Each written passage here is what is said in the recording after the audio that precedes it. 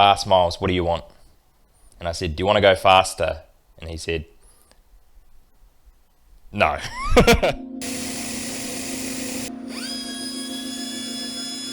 Welcome to Mad Mike's Mad Lab.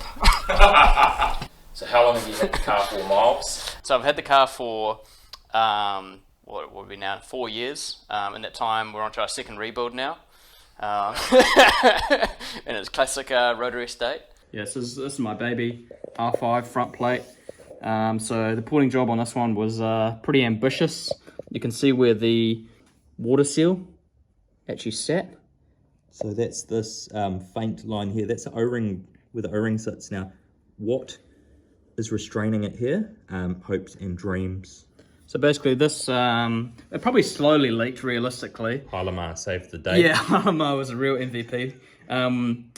And yeah, we basically got 425 Ks before rebuild, which is pretty decent. Can we work that out in dollars? Dollars per kilometre. It's probably not the best. Not even including gas, it would have been in the God. thousands. Yeah, pretty easily. Yeah, pretty horrible. So this is the worst of the plates. If we have a look in the port, you might see it. Look at how thin that bridge is. Yeah. Pretty neat though. You know, this port, someone obviously spent countless hours in here. But I don't know when they realized that the O-ring needs restraint. Like if you don't have something for the O-ring to seal against, it just gets sucked into the port. There's positive pressure in here from the cooling system, and that's pushing this O-ring into this port. And then we've also got vacuum on this side. So this was just a disaster waiting to happen. So what do you want to get out of this port job, Miles? What was the #1 criteria? Like all rotaries, it's sound at the end of the day. We had a discussion about doing... Well, it's never really going to happen, is it, unfortunately? Fuel economy? What that?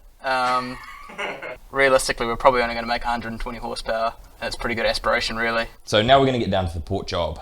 This is the crux of going faster with an NA rotary. Other than, you know, spending heaps of money, that's the main part. Porting, it's the secondary part.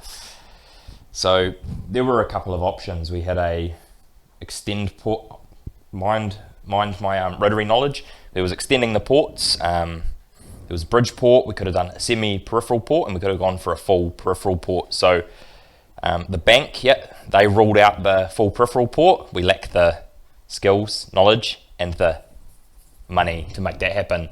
The semi-PP, I was pretty keen on this. We could have done this in my shed, you know, just cowboyed it, maybe made it happen. I mean, I've seen some pretty horrific things on the rotary forums.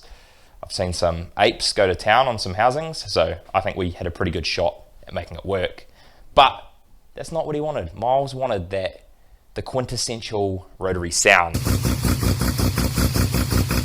And the street port, that wasn't going to do it. The fuel economy was too good, the drivability was too good, and people weren't going to look. So we settled on the Bridgeport. Now, he got a template, but shout out to not our sponsors, XTR, never heard of them, but, well, I haven't, I'm not into this. And yeah, there's 2 ports on here. There's a mild one and then a milder one, or it could actually be a big one and a bigger one.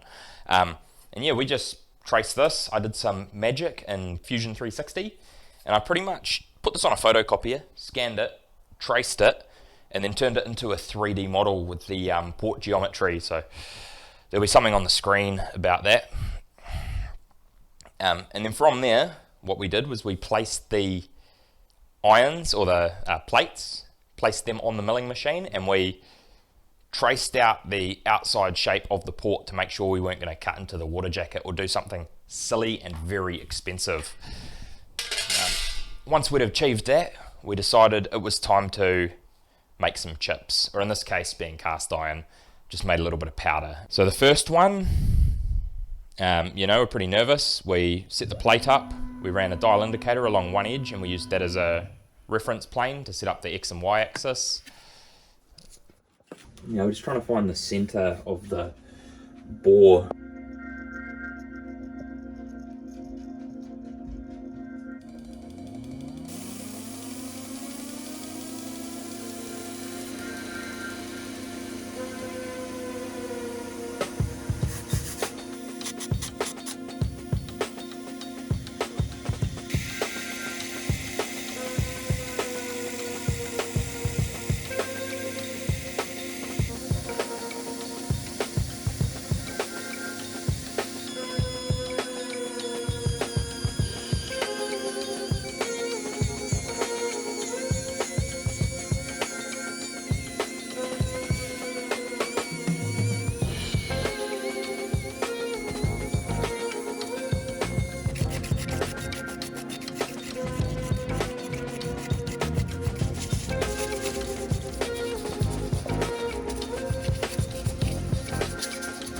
See the the downside for this is like doing the manual porting is even with the template, using a die grinder, you're obviously drilling it out and then using a die grinder to shape it. And each one is going to be different port timing wise.